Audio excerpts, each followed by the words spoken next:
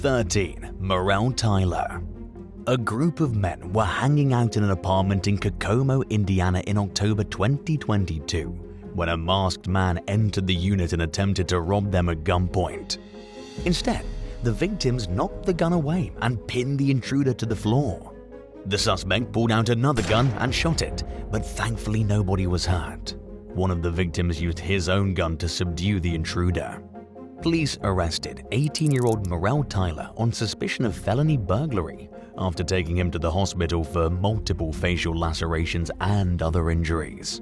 Some of the men who were targeted in the crime were also injured, but none of them needed medical attention. Since then, it seems as though Tyler's only continued to land himself in trouble with the law. In August of 2023, the Times of Northwest Indiana reported that Tyler was apprehended by U.S. Marshals on a robbery warrant stemming from an incident a month and a half earlier. The young offender is accused of entering a gas station in Hobart and spraying an employee in the eyes with a chemical. Tyler allegedly ordered the worker to hand over her key, then tackled her and stole a key before exiting the shop and spraying a man with the same mysterious chemical. He demanded the victim's keys, but the man was able to get into his vehicle and dial 911. When police arrived at the scene, they found a broken ankle monitor that Tyler had removed before fleeing the scene. In addition to any previous charges he was facing, Tyler was hit with multiple counts in connection with the gas station robbery, including robbery resulting in bodily injury, attempted armed robbery, battery resulting in bodily injury, auto theft, and escape. 12. Mark Katz-Nelson. 65-year-old self-trained boxer Barry Sands was sleeping at his home in Miami-Dade County, Florida one night in 2019 when he awoke to the sound of his neighbor and someone else pounding on his front door and yelling for help. The moment he opened the door, he was ambushed by 35-year-old Mark Katz-Nelson and a woman who forced their way inside. Katz-Nelson began throwing punches at Sands, who immediately struck back with repeated blows. The quick-thinking homeowner was able to toss Katz-Nelson out and call the cops, who took the suspected intruder to the hospital for his injuries, before booking him on charges of burglary with assault or battery, drug possession, and more. 11. Intruder enters WWE legend's home. Better known by his stage name Hacksaw, pro wrestling legend Jim Duggan was at home with his wife in South Carolina in late 2022 when an intruder entered through an unlocked door and fell onto the floor. The 68-year-old retired athlete wrestled the accused burglar to the floor and held him at gunpoint until the police arrived. Duggan recounted the harrowing experience in a tweet thanking the Kershaw County Sheriff's Office for their assistance at the scene. During an interview with Wrestling Inc., he described the intruder as a man in his 20s. He said that as he held the man on the ground, he overheard voices from outside. Suspecting that they may be other potential intruders, Duggan turned his Christmas lights off and instructed the suspect to remain quiet. In a shocking twist, the man told Duggan that he was fleeing from a group of people who he thought might kill him when he jumped a fence into the former WWE star's yard. He further explained to the police that he'd gone to visit his girlfriend when her family threatened his life and assaulted him at gunpoint, kicking and punching him as he tried to flee.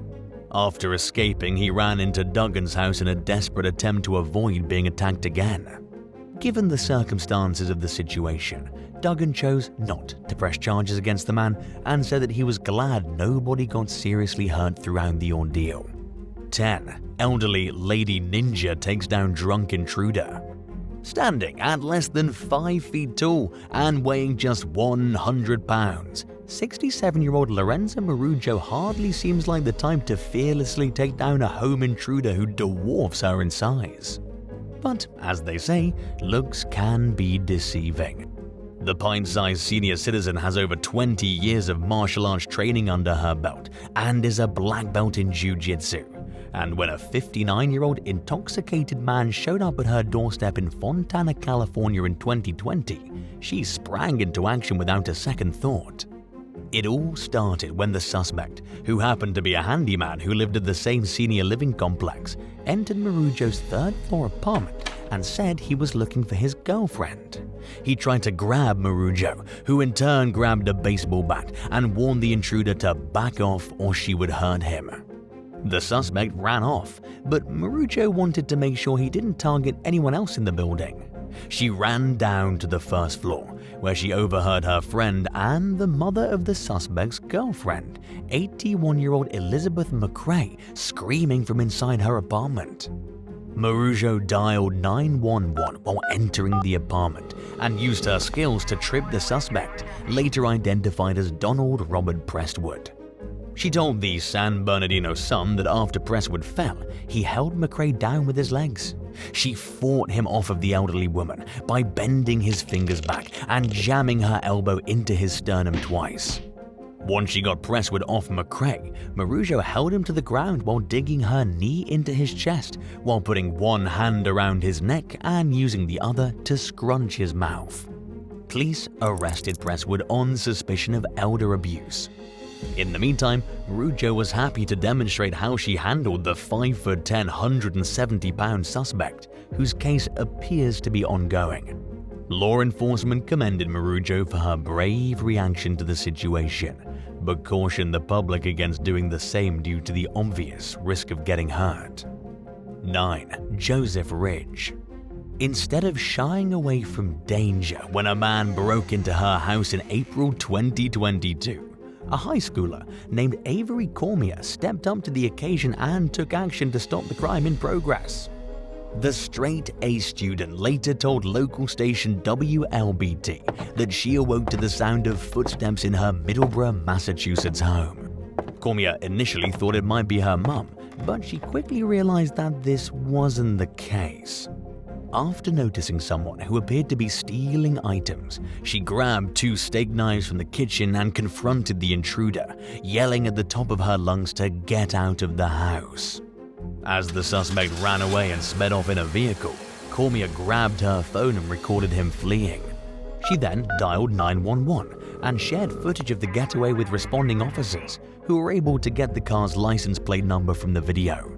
Authorities charged 58-year-old Joseph Ridge with aggravated breaking and entering, trespassing, attempted larceny, and disorderly conduct. Cormier credited her adrenaline with guiding her reaction to the intruder's presence, and police praised the team with having the presence of mind and courage to record footage of the suspect's car, which ultimately led to his capture. 8. Military recruit stops smash and grab. While meeting with a potential recruit at a Los Angeles shopping mall in 2022, Marine Staff Sergeant Jose Fragoso overheard glass shattering and people screaming from the direction of a nearby jewelry store. He and the recruit ran toward the noise and came face to face with 4 masked hammer-wielding thieves. The suspects were smashing jewelry cases and stealing thousands of dollars worth of jewelry. Fragoso tackled one of the thieves, while the other 3 made a run for it. Another recruiter and the applicant took down another suspect with help from bystanders. While 2 of the thieves got away, the Good Samaritans managed to keep the 2 other suspects under control until police arrived and took them into custody. Later on, outside the store, Fragoso and his colleague recovered 20 pieces of stolen jewelry. Speaking with Fox News, Fragoso said that he didn't think the suspects expected to be stopped by people in uniform who weren't police officers.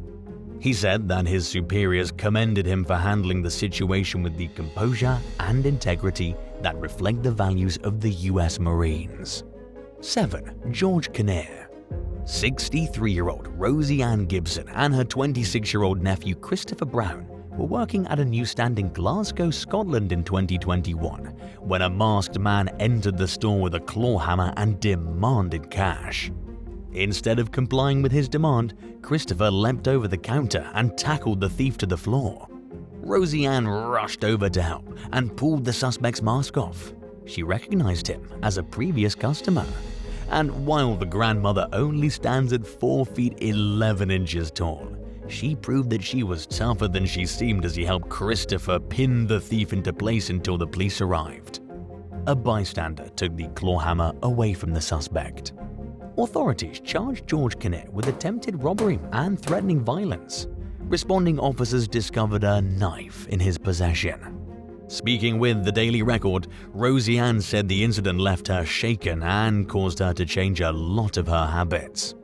It was the first time anything like this had ever happened at the store, and when she watched the security footage, she was shocked by her quick-thinking reaction to the crime. Nicholas also reacted instinctively, forgetting that there was a panic button behind the counter before he jumped on the suspect. Following the botched crime, Rosie Ann no longer stood outside the store alone in the morning before opening up, which she'd done for decades. She began waiting in her car across the street and expressed feeling annoyed by fear and anger that she continued to suffer from after the incident. Luckily, nobody was harmed, and Kinnear was held accountable for his actions. 6. Christian Carl Whedon. A serial thief from East Lancashire, England named Christian Carl Whedon has made headlines several times in recent years for his repeated crimes.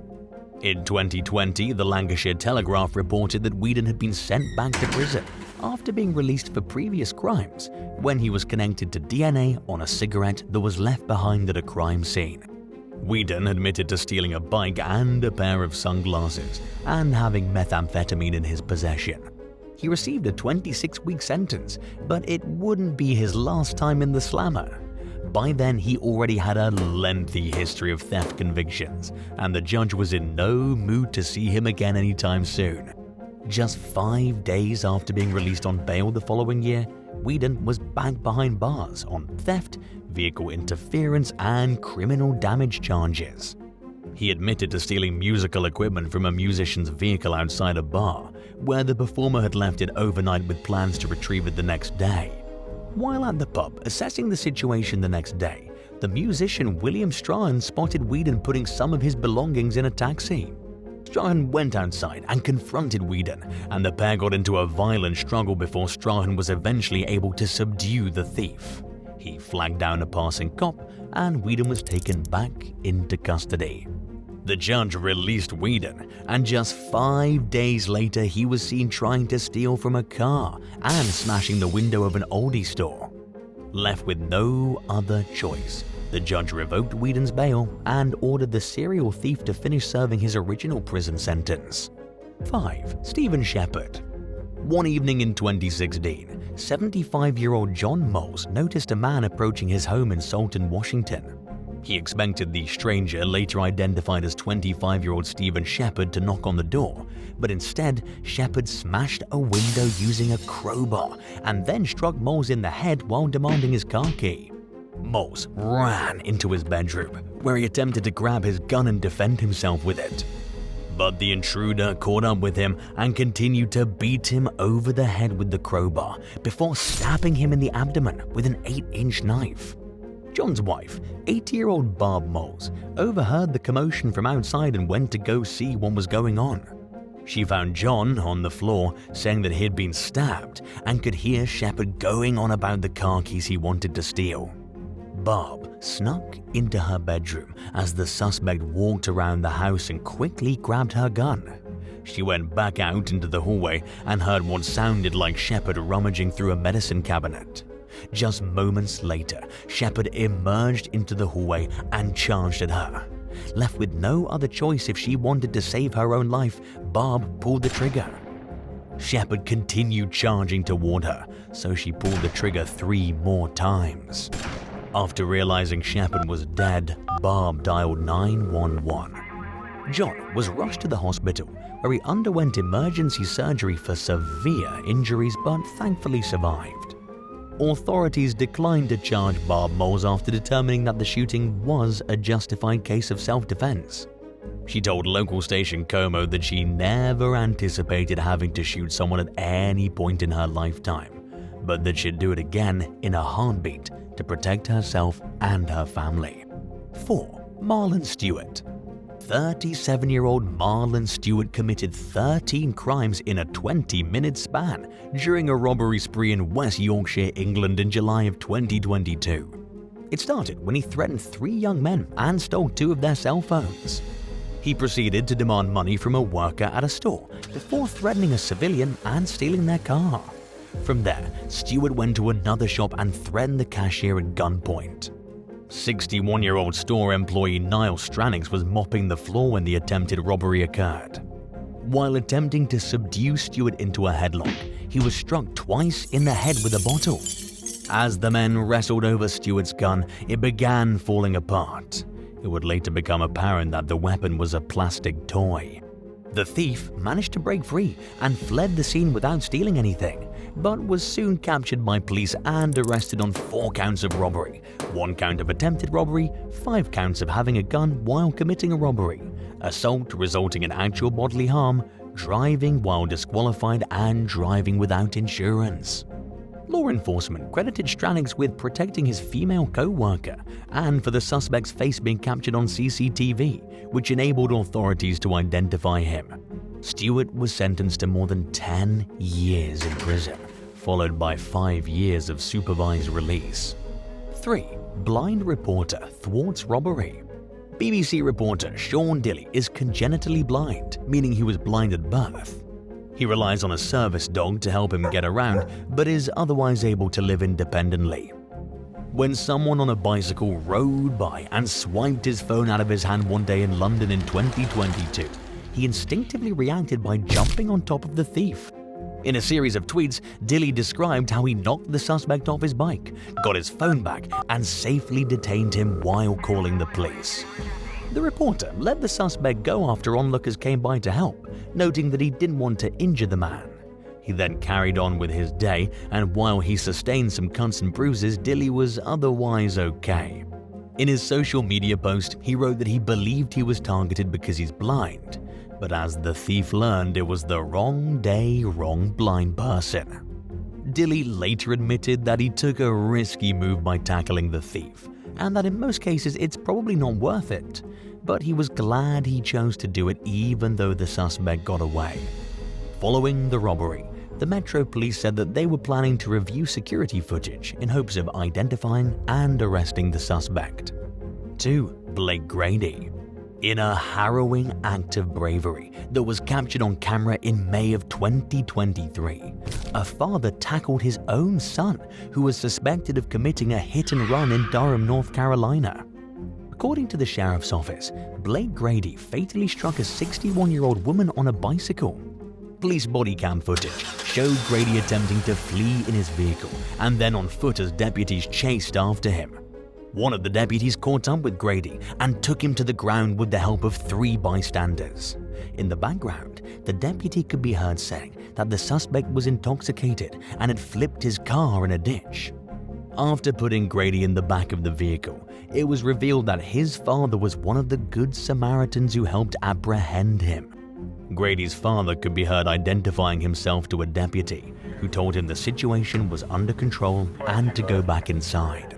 Authorities charged Grady with second-degree murder and multiple other crimes. He reportedly admitted to using meth, heroin, and marijuana on the day of the crash.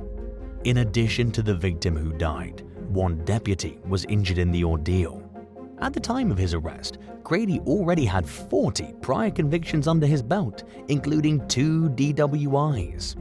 His ex-fiancée and the mother of his child, Alexis Candelaria, told local station WRAL that she felt the court system was being too lenient with him by repeatedly releasing him from jail, while he continued to harm people as a result of driving intoxicated. In her own words, Candelaria said, "I knew that he would end up either killing himself or killing somebody." She mentioned repeated instances of Grady overdosing, including one incident that occurred at a gas station just a week before the deadly hit and run. A few months earlier, Grady had allegedly hit someone who was changing their car tire along an interstate. He also crashed his car 2 months before that and back in 2020. According to the young woman, there were several instances where Grady crashed and didn't get charged with DWI, but probably should have. Candelaria told the station that she tried to stop Grady from driving on the day of the crash. She even stood in his car to try blocking him from leaving the driveway. But Grady was apparently intent on doing what he wanted to do, and at the end of the day, he's an adult who makes his own decisions. And now for number 1. But if you want to hear more bizarre and crazy stories, stay tuned after the video for some more content. 1. Jonathan Kirby. James Todd Smith, better known as LL Cool J, went down in modern history as one of the earliest commercially successful rappers. He also gained a reputation for having a mean right hook after a 56-year-old transient named Jonathan Kirby broke into his house in 2012. The musician and his family were sleeping in their Sherman Oaks, California home when they were awakened by their security alarm at 1 o'clock in the morning. LL Cool J sprang into action and took the burglar down. He held Kirby to the ground until police arrived. Before being hauled off to jail, Kirby went to the hospital with a broken nose, jaw, and ribs. He was charged with first-degree burglary. As a so-called third striker, he faced a lengthy sentence if convicted of the charge. Kirby's previous convictions included a voluntary manslaughter case out of Texas, as well as auto theft, first-degree burglary, and petty theft counts in California.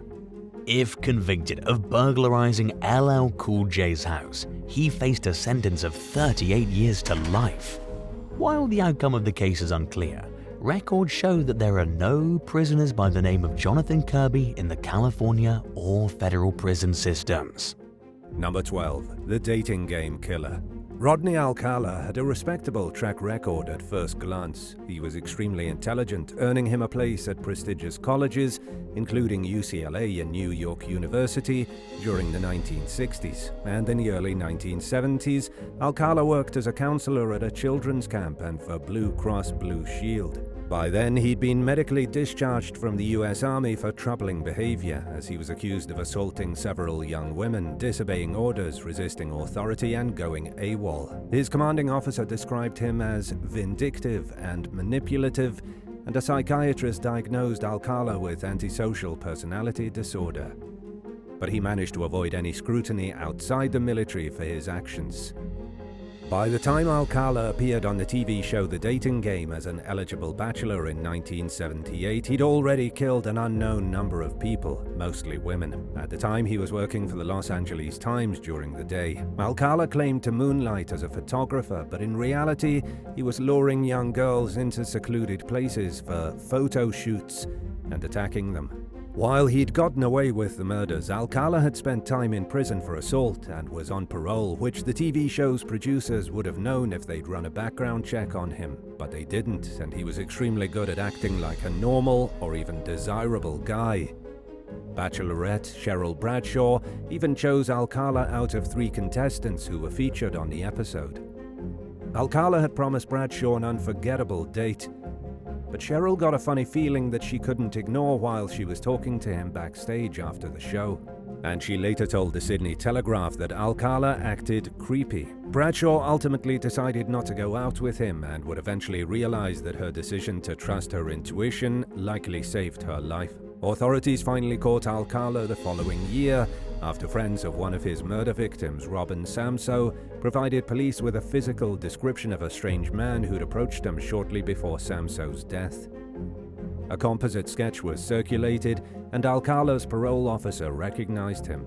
Alcala was convicted of Samso's murder in 1980 and was sentenced to death, but the conviction was overturned because jurors had been improperly notified of his criminal history during the trial. He was convicted again in 1986 and was sentenced to death for a second time, but the verdict was nullified in 2003 based on another technicality. As DNA technology advanced, Alcala was connected to 4 more murders. He stood trial for a third time in 2010, this time for 5 counts of murder. And in addition to having DNA evidence on their side, prosecutors enjoyed the added benefit of Alcala's decision to represent himself at trial. But what followed was nothing short of bizarre. During the trial, Alcala called himself to the stand and interrogated himself for 5 hours, asking himself questions in a deeper-than-normal voice and answering with an unnaturally high pitch. And with each answer he gave, his voice became increasingly high-pitched. He claimed that he couldn't remember committing the murders, but made no attempt to dispute the allegations. And given his narcissistic tendencies, he likely thought he was the smartest person in the room. But to everyone watching, the display was simply weird and unconvincing. Alcala only called one other witness to the stand, a psychiatrist who testified that it was possible that the defendant didn't remember committing the murders due to borderline personality disorder, but the jury was unswayed to say the least, and Alcala was convicted of the charges and sentenced to death for a third time. He was eventually convicted of 3 additional murders, but the true number of victims has been estimated at as many as 130. Alcala spent the rest of his years on death row, where he died in 2021 at the age of 77. During his decade-long crime spree, Alcala had kept a disturbing portfolio containing hundreds of photos of his victims, and more than a dozen women featured in the pictures remain unidentified to this day. Authorities have since released the images in hopes that members of the public will come forward with information that could help solve decades-old cold cases. Number 11. Christopher Watts. Shannon Watts was a doting mother of 2 who lived in Frederick, Colorado. She candidly shared her life on social media, where she often spoke about how happy she was to have a family with the love of her life, her husband, Christopher Watts. Christopher had a high-paying job, while Shannon followed her own pursuits as an aspiring businesswoman. They lived in a nice house and, by all appearances, were a successful, thriving family. It was clear, based on Shannon's online videos, that she was the more outgoing and extroverted partner, while Christopher came across as laid-back, mild-mannered, and perhaps even a little shy. Big news came in 2018 when Shannon announced on Facebook that she was pregnant. She did so by posting a video of herself revealing the news to Christopher, who seemed both surprised and excited to learn that they were expecting a 3rd child. Things soon took a devastating turn, however, when Shannon vanished with the couple's 2 daughters, Bella and Celeste, shortly after returning to Colorado from a business trip. Christopher claimed to know nothing about the disappearance, but acted suspiciously unconcerned. In fact, it was Shannon's friends who called the police and reported her missing when they couldn't find her. While Christopher strangely treated his family's absence like it was no big deal, he was also initially cooperative with law enforcement, which earned him the benefit of the doubt. He allowed police to search the house, where they found Shannon's purse, keys, and phone, something she was never without for more than a few minutes at a time. But what was even more suspicious was that officers found Shannon's car in the garage with the little girl's car seats in it. A neighbor then told police that Christopher wasn't acting like himself and that he seemed a lot more nervous and anxious than usual. The cops initially chalked the unusual behavior up to the stress of having one's family go missing, but they soon began to wonder if perhaps the neighbor was onto something. It wasn't long before Christopher landed himself at the top of the suspect list. He failed a polygraph, at which point detectives began pushing him to come clean about what had happened. Under the mounting pressure, he eventually admitted that he was having an affair with a co-worker and was miserable in his marriage. Christopher also admitted that Shannon and the girls were dead, claiming that he caught Shannon killing the kids. It was too late to save them, so he murdered his wife in a fit of rage. 2 of the 3 bodies were recovered from crude oil tanks at one of Christopher's work sites, and Shannon was found buried in a shallow grave nearby. But further investigation told a much different story from what Christopher had claimed, and pointed straight at him as the killer of all 3 victims. In the weeks leading up to the murders, Shannon had confided in her friends about how Christopher had lost interest in being intimate with her. In fact, he not only treated her like a roommate, but like a stranger. One that he couldn't stand the thought of touching, much less having a meaningful conversation with. At the same time, whenever Shannon prodded her husband to open up about what was wrong, he promised that everything was fine and that he wasn't purposely acting withdrawn. The evidence against Christopher stacked up even more when his mistress, Nicole Kessinger, showed up at the police station and told detectives her side of the story.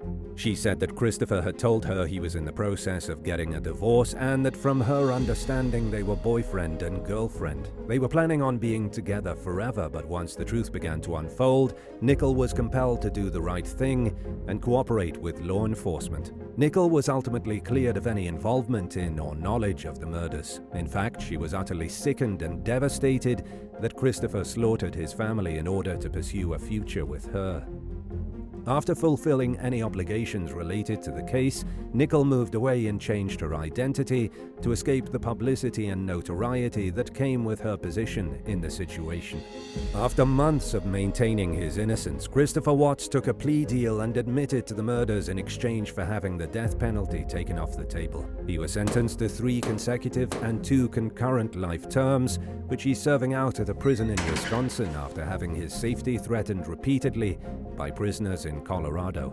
After the sentencing, he came clean with authorities about what really happened, admitting that he crumbled under the stress of an unhappy marriage, a 3rd unwanted child on the way, his desire to be with someone else, and financial issues that he and Shannon were having that nobody knew about. He saw his obligations as a husband and father as an inconvenience to the life he wanted and confessed to planning the murders well in advance. The final straw came when Shannon threatened to leave him and never let him see the kids again. According to his version of events, he lost his temper and strangled Shannon to death before killing the rest of his family in the same fashion. To make things even more disturbing, Christopher told investigators that he keeps photos of his victims in his prison cell and speaks to them daily. He works as a janitor at the prison and has also become obsessed with the Bible, claiming to be a born-again Christian. During his downtime, he also reportedly responds to the loads of letters he receives from women who are bizarrely fascinated with him. Luckily for the rest of society, he'll never see the light of day again outside prison walls. And as Christopher's 38th birthday approached in 2023, a prison spokesperson confirmed that he wouldn't get special treatment of any kind. No extra time in the rec yard, no special meal, and no other accommodations. Number 10. Marianne Demetro. 50-year-old Nick Hallam was killed at his San Antonio, Texas home in April of 2023. Police responded to the scene after the victim's wife, 30-year-old Marianne Demetro, dialed 911 and reported that her husband had been shot dead. She also allegedly claimed that she was held at gunpoint by the killer, but had managed to escape and call for help. Hallam was pronounced dead at the scene, where cops found him with a gunshot wound to the neck. Demetro reportedly told first responders that she, Hallam, and 50-year-old Jose Carlos Alvarez were all drinking together when Alvarez suddenly shot her husband. Alvarez allegedly claimed that he killed Hallam in self-defense and that Demetro had helped him try to move the body, but that it was too heavy even with the two of them working together. He also said that he and Demetro were in a relationship and denied her claims that he'd tried to abduct her. Police arrested Alvarez on suspicion of murder, along with 1 count of altering, destroying, or concealing a corpse. And he's currently being held on bonds totaling $225,000. Shortly thereafter, investigators uncovered evidence that Marianne Demetro wasn't a victim but a possible co-conspirator. They now believe that she was having a relationship of some sort with Alvarez and that she helped him cover up her husband's murder. According to San Antonio police spokesperson Ricardo Guzman, surveillance footage revealed that Demetro helped Alvarez in his attempts to remove Hallam's body from the apartment. Guzman further claimed that Demetro tried to clean up evidence at the scene and that it didn't appear in the video as if she was being held against her will. He hesitated to say for sure whether he believes Hallam's murder was the product of a love triangle gone horribly wrong, but he told reporters that he believes it could be possible. Detectives caught up with Demetro at the San Antonio airport, where she was allegedly trying to board a flight out of the city, and arrested her on suspicion of altering, destroying, or concealing a human corpse. She's now being held on $45,000 bond at the Beara County Jail. Some people go out of their way to end a relationship without directly breaking up with or leaving their partner. And in the end, their lack of directness usually makes the situation a lot more complicated and dramatic than it needs to be. Number 9. Brent Christensen. Yingying Zhang was a promising young scholar with a bright future ahead of her. She came from a modest upbringing in the Chinese city of Nanping and went on to earn her master's degree in 2016. The following year, Zhang traveled to the US as a visiting scholar at the University of Illinois campus in Urbana, where she was considering pursuing her PhD in agricultural science. She'd also recently gotten engaged to her boyfriend, Zhao Lin Hao, who stayed in China during her visit to America. In June 2017, 2 months after arriving in Urbana, Zhang made plans to meet with a real estate agent to sign a lease for an off-campus apartment. She texted the agent saying she was running late and would arrive soon, but she never showed. Zhang's friends contacted authorities later that night after not being able to reach her for more than 7 hours, and an investigation was launched. Surveillance footage showed Zhang getting off a city bus to catch a connecting bus. She missed a connection, though, and was waiting at the bus stop for the next one when a black Saturn Astra pulled up. Zhang then got into the car and was never seen again. The security video was too grainy for investigators to get the car's license plate number, but the Saturn Astra is a rare model of car in the US. There were just 18 of them registered in Champaign County, and the Astra that picked Zhang up had a visibly damaged hubcap. Detectives quickly zeroed in on Brent Allen Christensen, a married PhD student at the university, who drove a black Saturn Astra with an identically damaged hubcap. At first glance, Christensen seemed like an unlikely suspect. He appeared to lead a quiet and respectable lifestyle as a dedicated physics scholar with a promising future. During questioning, he told investigators that he was either napping or playing video games at home when Zhang vanished. His wife was out of town at the time, and there was no way to confirm the alibi, but Christensen seemed completely calm, cool, and collected, as if he was sure the authorities would rule him out as a person of interest. But detectives remained highly suspicious of him, and he remained on their radar. Meanwhile, a massive search for Zhang ensued. Her family and fiancé traveled to the US to look for her. Law enforcement was hard at work, and the university's large Asian student community helped coordinate the effort. They were determined to find Zhang, and the FBI offered a $10,000 reward for information leading to the young woman's location. But unfortunately, her whereabouts remained a mystery. After reviewing the similarities between the car and the surveillance footage and Christensen's Astra, federal and local investigators brought him back in for questioning and obtained a search warrant for his car. The search revealed that the passenger side door had been meticulously cleaned compared to the rest of the vehicle, and eventually Christensen admitted, under mounting pressure, that he gave a ride to an Asian woman, but claimed that she panicked and got out of the car just a few blocks later because he made a wrong turn. Even after the admission, there still wasn't enough evidence to arrest Christensen, especially since Zhang was still missing. Authorities then placed him under surveillance, hoping to catch a break in the case. And after learning that he was in an open marriage and had a girlfriend, detectives asked a woman to wear a wire. She agreed. After all, if Christensen was innocent like she hoped, the evidence would hopefully clear his name. Several weeks after Zhang disappeared, the girlfriend wired up and attended a memorial walk in Zhang's honor with Christensen. During the event, Christensen admitted to his girlfriend that he took Zhang to his apartment and held her there against her will. He also claimed that he was a serial killer and that Zhang was his 13th victim, although authorities were unable to find evidence of any previous victims.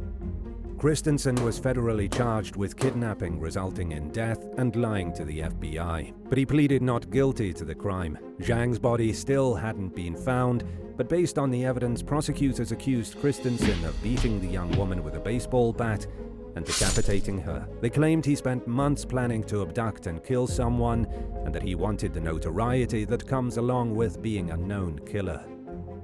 At the beginning of Christensen's trial in 2019, his defense attorney admitted to the court that the defendant had killed Zhang, yet he maintained his not guilty plea, and the trial continued. After deliberating for less than 2 hours, the jury came back with a guilty verdict, and in the end he was sentenced to life in prison without parole. After the trial ended, Christensen revealed that he discarded Zhang's body in a dumpster, but her remains have never been found. Number 8. The Great Imposter. James D. Francis Shecker, better known as Jim, was more than just two-faced. Nicknamed the Great Imposter, he was a truly professional con man who used numerous false and stolen identities throughout his lifetime. Nobody knows his real name, and that includes the US government. His history of stealing identities dates at least as far back as 1960, when he returned to California from Okinawa as a military service member named Jim Shecker. From there, he took a Greyhound bus to Alexandria, Virginia, where he took up residence with his first wife, Arlene. She was extremely confused, considering the fact that her husband had never served in the military, and from her understanding, he was an engineer for the US government. But she was happy enough to see him to not ask too many questions, and she initially believed whatever story he gave her for why he was in uniform. To understand why Arlene was so accepting of Jim's bizarre behavior, you have to first remember that it was the early 60s. The era of female empowerment was right around the corner, but it hadn't exactly settled in yet. Back then, taking your husband's explanations at face value, however nonsensical or strange, was just part of being a dutiful wife. Arlene was also smitten by Jim's intellect and charm.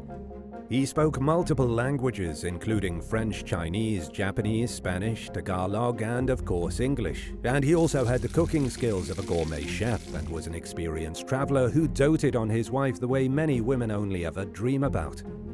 As far as Arlene knew, Jim was born in Montreal. Investigators would later determine that his only connection to Canada came in the form of an engineering certificate that wasn't his, but that he managed to make use of it anyway. Jim's friend, Lynn Larson, later told the Washington Post that when he left Okinawa in 1960, he left in a hurry. Arlene eventually realized her husband wasn't who he claimed to be. She knew that he chose Richmond, Texas as his supposed birthplace because a fire had destroyed his public records. But in the months following Jim's return, he lost 2 fingers for reasons that remain unclear to this day.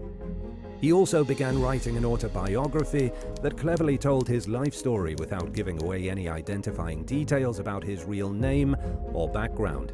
By 1965, it had become clear to Arlene that there were at least 2 very different sides to Jim's personality. Beneath his suave exterior, he was extremely short-tempered and prone to fits of rage. He refused to discuss his job with Arlene, claiming it was top-secret government work. And while Jim had a legitimate-looking ID and a seemingly routine schedule, which included weekly outings in a Navy commander's uniform, his stories didn't add up. So Arlene reported her suspicions to the FBI. Agents visited the couple's home, where they found Jim in possession of 2 Department of Defense IDs. He claimed that he was a civilian employee who worked at military bases and that he wasn't a US citizen.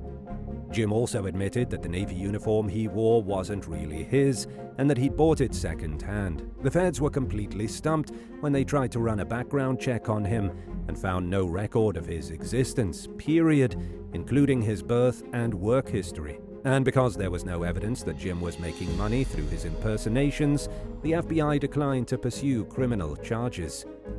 But he told the people in his life that the agents left him alone because the CIA intervened and told them to back off. Shortly thereafter, Jim left Arlene. He then remarried in 1966 to a woman named Dorothy Jennings. They lived together in Falls Church, Virginia, where by all appearances they were an average suburban church-going couple. Over time, Jim convinced his neighbors that he was a CIA employee. His act was believable, and he even took one of his friends to a prestigious military dinner and was immediately let in when he showed his ID. There was no reason not to believe that Jim Shaker was the real deal. Throughout the 70s, the FBI continued trying to track Jim's true identity. They gathered bits and pieces of truths, including that he knew how to fly an F-9 fighter aircraft. Because he'd never served in the US military, the agency dug deeper to try figuring out which country he may have learned to fly the aircraft in. But still, his identity remained a mystery. In the meantime, Jim landed high-paying engineering jobs with the American government. He supervised complex projects while claiming that he had a master's degree and was a PhD student. Then, in 1974, Jim's colleagues realized that he was piggybacking off a retired engineer's stamp number. His projects were way over budget, and 2 of the bridges he designed collapsed. But by the time authorities issued an arrest warrant, Jim had fled to Maryland, where he continued pretending to be an engineer. A few months after landing a job, Jim quit, taking with him the personnel file of a gifted and highly educated 42-year-old scientist named Farland Spear, who was also known as Michael Carr Spear III. Around the same time, the real Spear vanished after being lured to Oklahoma on the promise of a job opportunity. Jim began using the name Michael Carr Spear while claiming to anyone who knew him that the CIA had assigned it to him as a new identity. But in reality, he'd stolen Spear's birth certificate and used it to obtain an Oklahoma driver's license. He landed a job for an energy company in Oklahoma based on his claim that he developed a revolutionary process for turning coal into gas. But in 1976, a private detective hired by Spears' father tracked Jim down and sent investigators to question him. During the interview, he claimed to be Spear despite looking and sounding nothing like the man he was impersonating. And by the next morning, Jim had fled Oklahoma. The real Spears' murdered remains were found in Oklahoma in 1978, 2.5 years after his disappearance, and his cause of death was determined to be from 2 gunshot wounds he'd sustained to the back of the head. Jim's friend Patrick O'Connor told the FBI that he helped dispose of the body. He was under the impression that Spear was a rogue CIA agent and that Jim had shot him during a gunfight. Believing a clandestine burial was necessary, O'Connor did what was asked of him. He kept silent on the matter until it became clear that Jim Shecker hadn't told him the truth about Spear's death. Federal agents tracked down and arrested Jim at a motel in Yreka, California. Several stolen IDs were found in his possession, including stolen documents belonging to his former roommate George William Johnston, who he'd lived with for a short time in Barrie, Ontario. And from mid-1977 until shortly before his capture in 1978, he called himself Dallas Dean Rust. Jim eventually bonded out of jail while awaiting trial for Spears' murder. He was soon nabbed for posing as an IRS agent in Redding, California, and received a 3-year prison sentence for the crime. During his trial for Spears' murder, he claimed he acted in self-defense, but he was convicted of the crime and sentenced to 10 years to life in federal prison. Records show that he was released in 1997 after serving 19 years. But who exactly was Jim Shecker? Where was he from? The unfortunate answer is that nobody seems to know, including the web sleuths who've tried cracking the case. They were also unable to definitively track his whereabouts following his prison release.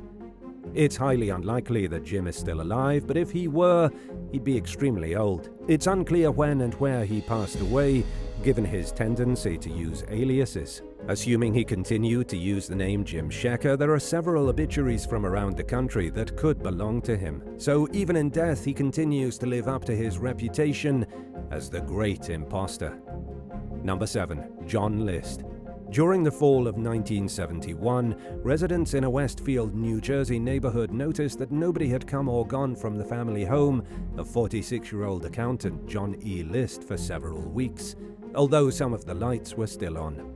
List's kids had also not shown up for school in quite a while, causing staff members to question their extended absences. While conducting a welfare check, police encountered what can only be described as a scene straight out of a horror movie. Inside the home, they found the murdered bodies of List's 46-year-old wife, Helen, his children, Patricia, John Jr. and Frederick, and his 85-year-old mother, Alma. They'd all been shot to death, and organ music was playing on the home's intercom system. List was nowhere to be found, but he'd left behind a disturbing letter to his pastor stating that he saw too much evil in the world and confessing to the murder of his family. Further investigation revealed that List had been struggling to hold steady work and afford his mortgage in recent years.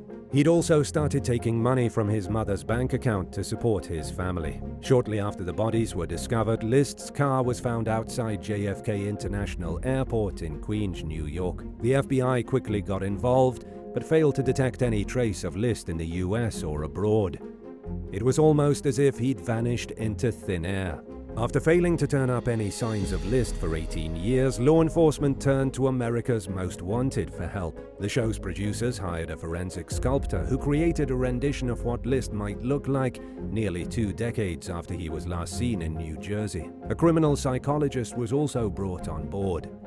He theorized that List would still be wearing the same horn-rimmed glasses he used to wear in an effort to look successful. The segment aired in May 1989, reaching 22 million viewers right in their homes. A woman living in suburban Richmond, Virginia, noticed that the bust of List resembled her neighbor, Robert Clark, who wore the same type of horn-rimmed glasses that the psychologist mentioned on the show. She then phoned in a tip, and agents visited Mr. Clark's home. By all appearances, Robert Clark was a respectable Christian man who lived a quiet and law-abiding existence. He was married to a woman he'd met at church, and there was no reason to suspect him of being a fugitive other than the fact that the age-progressed image featured on America's Most Wanted reminded his neighbor of him. But fingerprints proved that Robert Clark was the long-missing John List. After eluding law enforcement for nearly 20 years, he was finally taken into custody on 5 counts of murder. During his trial in 1990, prosecutors argued that he was merely suffering from a midlife crisis when he massacred his family rather than a severe mental breakdown. They also said that he selfishly solved a temporary problem with a permanent solution. In the end, List was found guilty and sentenced to 5 life terms, one for each family member that he killed. He appealed his conviction, blaming his actions on post-traumatic stress disorder resulting from his military service during World War II and the Korean War. But the original ruling was upheld, and List remained in prison until his death in 2008 at the age of 82. Number 6. Lawrence Shander and Teresa Baumgartner. After not seeing or hearing from her 20-year-old daughter, Jessie Wilfong, for several days in May 2022, the young woman's mother reported her missing in Cape Girardeau County, Missouri. According to detectives, Jessie was last seen at the home of her uncle, Lawrence Shander, and his girlfriend, Teresa Baumgartner, in the town of Millersville. She'd called Baumgartner earlier that night and asked for a ride. The couple claimed that Jessie had vanished from their property in the middle of the night. Surveillance footage showed Jessie and Lawrence Shander leaving together in a pickup truck late at night and returning to the house shortly after 1 a.m. But this was the last time Jessie was seen alive. Teresa Baumgartner allegedly told sheriff's deputies that Jessie had spent the night drinking and talking around a bonfire with her and Shander. And according to Baumgartner's version of events, Jessie asked for a ride at some point during the night, and the couple refused. Baumgartner further claimed that when she and Shander woke up, Jessie was gone, leading the couple to believe that she left the property sometime between 4 and 6 a.m. But they didn't think anything was wrong, so they didn't report her missing. Shortly into the investigation, a confidential witness told law enforcement that within days of Jessie's disappearance, he saw Baumgartner and Shander spending an unusual amount of time near a barn on his property, which he planned to sell to the couple. The next day, the witness said he saw Baumgartner's truck backed up to the barn. Shander was nearby, sweating profusely and covered in dirt and mud. According to the informant, Shander then gave him an envelope filled with $20,000 in cash as a down payment on the property. When the witness asked Shander about what he was doing in the barn, Shander allegedly claimed that he'd been cleaning it out. A few days later, another confidential witness came forward and said that Baumgartner had told her that Shander and Jessie got into an altercation shortly before Jessie went missing. The witness claimed that Baumgartner said Shander had beaten Jessie severely, yet when questioned by detectives, she never mentioned the incident. Detectives thought it was a pretty big detail to leave out, and their suspicions against Shander and Baumgartner only grew from there. They questioned Shander, who reportedly admitted to getting into an argument with Jessie. He said he suspected her of giving police information that implicated him in illegal drug activities. During a search of Shander and Baumgartner's home the following week, deputies noticed that a large section of carpet and padding had been cut away in the hallway and dining room. Then, 2 days later, the first confidential witness, the one who planned to sell property to the suspects, told detectives that he met up with Baumgartner and that she admitted that Shander killed Jessie. She allegedly told the witness that Jessie's body was buried on his property. The next day, deputies visited the property and noticed that the ground inside the barn was disturbed. They then dug up the dirt, and sure enough, they found Jessie's body. And based on her wounds, they determined that she'd been stabbed multiple times. More than a month after Jessie disappeared, Shander and Baumgartner were finally arrested on suspicion of first-degree murder, armed criminal action, and tampering with physical evidence in a felony investigation. They remain behind bars at the Cape Girardeau County Jail on $5 million bond each while awaiting the next steps in the case. Number 5. Jennifer Ann Hall.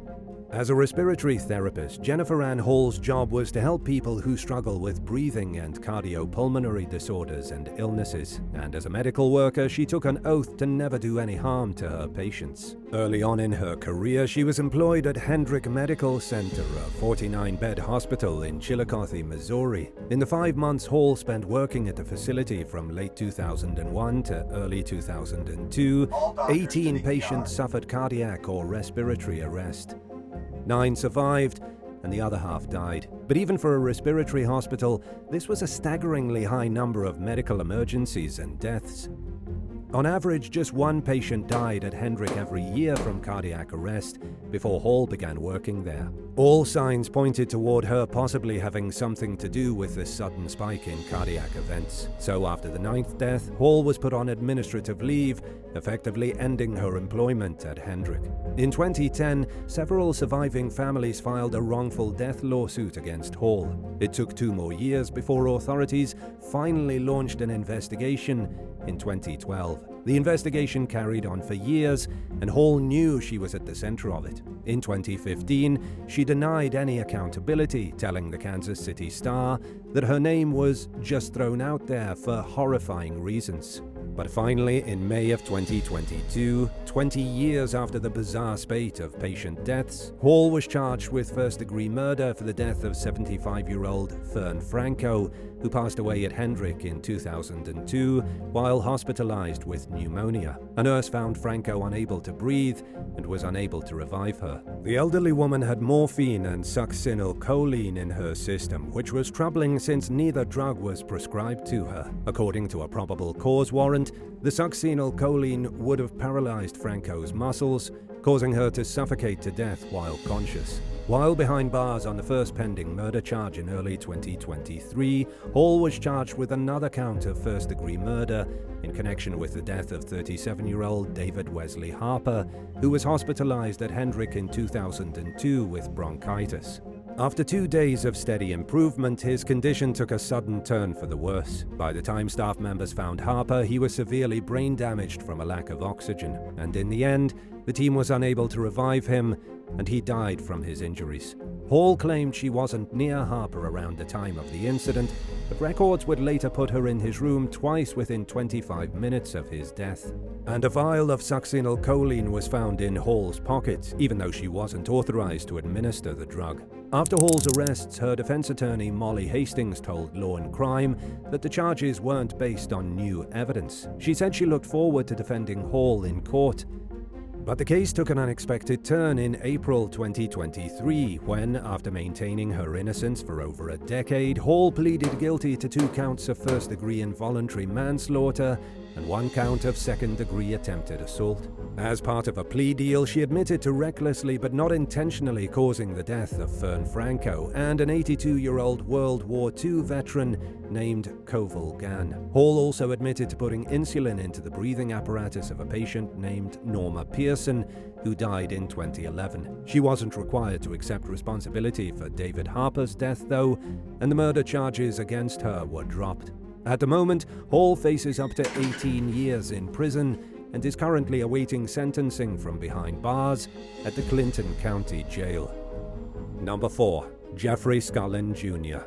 The entire community of Strongsville, Ohio, was rocked by tragedy in October 2017 when a beloved middle school teacher named Melinda Pleskovic was brutally attacked inside her home. Pleskovic's husband Bruce and her daughter's fiancé, 20-year-old Jeffrey Scullin Jr., arrived home to find her unresponsive and covered in blood. Someone had stabbed the 49-year-old at least 35 times with a tactical knife and shot her 3 times. The men dialed 911, but it was far too late to save Melinda. Scullin initially played the part of a grieving future son-in-law convincingly enough to be a pallbearer at Melinda's funeral. The Pleskovics had opened their home to Scullin after learning that their daughter Anna was expecting his child, and the murder happened just weeks before the couple was set to marry. But the wedding was put off for obvious reasons, and Melinda's funeral took place on the date of the planned nuptials. In almost any case, the situation would absolutely devastate someone in Scullen's position. Just 3 days after the funeral, however, authorities charged him with aggravated murder and hauled him off to jail. He was also hit with 1 count each of felonious assault, child endangerment, and tampering with evidence. Prosecutors described Scullen as a conniving and manipulative thief who stole from the very family who generously put a roof over his head. Shortly after moving in with the Pleskovics, police began responding to calls regarding suspicious activity at the home. Money was disappearing, car alarms were inexplicably going off in the middle of the night, and on one occasion Scullen claimed that he'd thwarted an attempted burglary while he was home alone. But security footage would later reveal that nobody showed up at the house on the day he claimed the incident took place. Authorities argued that Scullen's phony story was part of a plot to deflect blame for his own actions by making the Pleskovics believe that he was being targeted by a serial thief. They also noted that he was strangely calm at the scene of Melinda's murder and that he seemed unconcerned about her condition while being interrogated by police. Detectives further claimed that Scullen took measures to cover up the murder while pretending to grieve with Melinda's heartbroken loved ones. As the investigation wore on, Scullen's story began to fall apart. He told detectives that on the day of the murder, he visited an aunt before eating dinner at Applebee's with the other members of the Pleskovic family. But cell phone data put him at the crime scene at the time of Melinda's death. And DNA from a bloody knife found in Scullen's truck further pointed toward his involvement in the crime. Prosecutors never established a clear motive for the murder, and they admitted at trial that they weren't entirely sure what happened in the moments leading up to the horrific crime. But they were sure that Scullen was responsible, and they were determined to nail him to the wall. During court proceedings, Scullen's defense attorney stated that he and his client believed they had an affirmative defense. In layman's terms, this suggested that they were prepared to argue that Scullen killed Melinda in self-defense if the case went to trial. Scullen ultimately pleaded no contest to the charges and was sentenced to life in prison with the possibility of parole after 33 years. He never expressed any remorse for his actions or apologized to Melinda's surviving loved ones.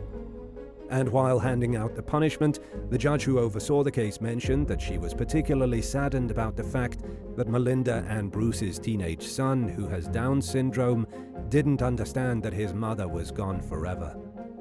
Number 3. Corey Richens.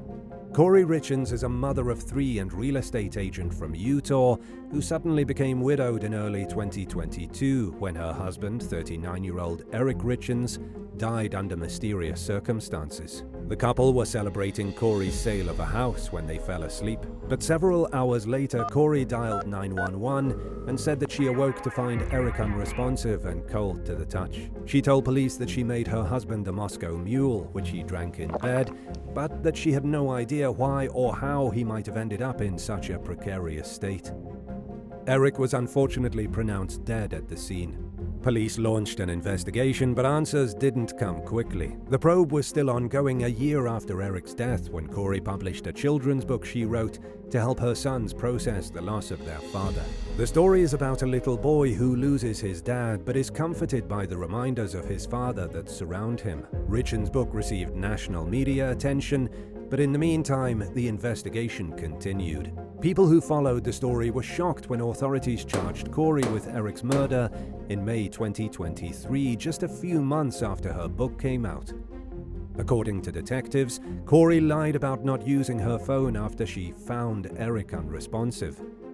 Records indicate that she sent and received several text messages during that time frame and that she deleted them from her phone. A toxicology report showed that Eric had 5 times the lethal dose of fentanyl in his system. The medical examiner concluded that he ingested it orally, indicating that it may have been mixed into the cocktail Corey served him on the night he died. An acquaintance of Corey's, identified only as CL in court documents, reportedly told police that Corey had contacted him in search of narcotic painkillers in the weeks leading up to Eric's death. He also allegedly admitted to selling Corey 30 fentanyl pills for $800. Investigators also learned that Eric had gotten sick just 6 days before he died after eating Valentine's Day dinner with Corey. It happened 3 days after Corey allegedly bought the fentanyl, suggesting that she may have either tried and failed to kill Eric or perhaps conducted a dry run to see how the drugs affected him and how much it might take to kill him. And according to prosecutors, Corey reached out to another drug dealer shortly after the Valentine's Day incident in search of more pills. In addition to being charged with murder, Corey faces 1 count of intent to distribute for having a large amount of GHB in her possession. Eric's family claimed that Corey had a financial motive for wanting her husband dead. They told the press that she began having serious money problems in 2016. And around the same time, the family says Corey began stealing money from Eric to finance her business projects. By the time Eric discovered the missing funds, she'd allegedly drained his bank account dry and racked up loan and credit card debts to the tune of $380,000. Corey is now being held without bail while she awaits her next court date. According to the most recent updates on the case, the prosecution has requested a gag order to prevent those involved with the case from speaking with the overzealous media. Number 2. Doppelganger murder.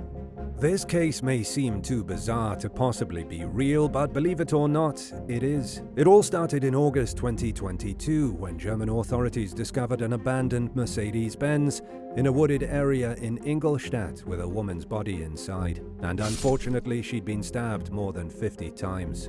Police initially believed the body belonged to the car's owner, a 23-year-old German-Iraqi woman named Sharaban K. But an autopsy found that the deceased individual wasn't Sharaban, but a woman named Khadija O, who'd recently gone missing. Further investigation revealed that Sharaban sought Khadija out during a search for a woman who looked similar to her. It was all allegedly part of a sinister plot for Sharaban to fake her own death by finding and killing her doppelganger.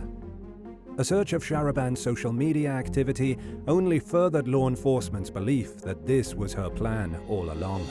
Authorities are accusing Sharaban of carrying out the murder due to ongoing family issues, but they decline to go into detail regarding the nature of the problems. She and her boyfriend, Shakir K, have been arrested in connection with the crime. They could both spend time behind bars if found guilty of the charges against them, with Sharaban potentially facing a life sentence. Number 1. Deunta Akim Greer. In late 2015, Atlanta police found a young mother of 3 named Tiffany Bailey clinging to life inside her apartment. The 24-year-old had been shot in her left eye in front of her family, and she died from her injuries 2 days later. Tiffany's live-in boyfriend, 26-year-old Deunta Greer, admitted to investigators that he sold marijuana. He claimed that a customer came over to buy some weed, but demanded the product at gunpoint. Greer said that he was trying to disarm the customer when the fatal shot was fired. He implicated some teenagers in the crime, but their alibis quickly checked out, and they were cleared of any wrongdoing. Authorities were suspicious of Greer, especially after a witness said they saw him searching for something along a fence line outside his apartment building. They believed he'd thrown the murder weapon into the area and was retrieving it. Investigators also learned that things had been rocky between Greer and Tiffany for quite some time. The couple's problems worsened just days before the shooting, when the landlord gave Tiffany an ultimatum: kick Greer out since he wasn't on the lease or face eviction. Around the same time, Tiffany told a relative that she planned to break up with Greer. Even after uncovering the troubled nature of the relationship, however, there wasn't enough evidence to charge him with Tiffany's murder. 10 days after the disturbing tragedy, friends and family gathered at a local church for Tiffany's funeral. Greer was also there, despite the mounting suspicions against him. During the service, he reportedly confessed to killing Tiffany in the presence of an off-duty police officer who flagged down a uniformed cop and told him that Greer wished to turn himself in for the homicide. Greer was then charged with murder and was held in custody while the investigation continued. Sadly, Tiffany's kids had witnessed the crime, and they told specially trained interrogators what they'd seen. A friend of the killer also claimed that Greer had admitted to shooting Tiffany while they wrestled over the gun during an argument. Despite Greer's confession and the overwhelming circumstantial evidence against him, he pleaded not guilty to the crime. During his trial, the defense maintained Greer's original story about a marijuana deal gone wrong, but the jury was unconvinced, and Greer was convicted of Tiffany's murder. As a result, he was sentenced to life in prison plus 15 years and remains behind bars after unsuccessfully appealing the verdict. Thanks for watching.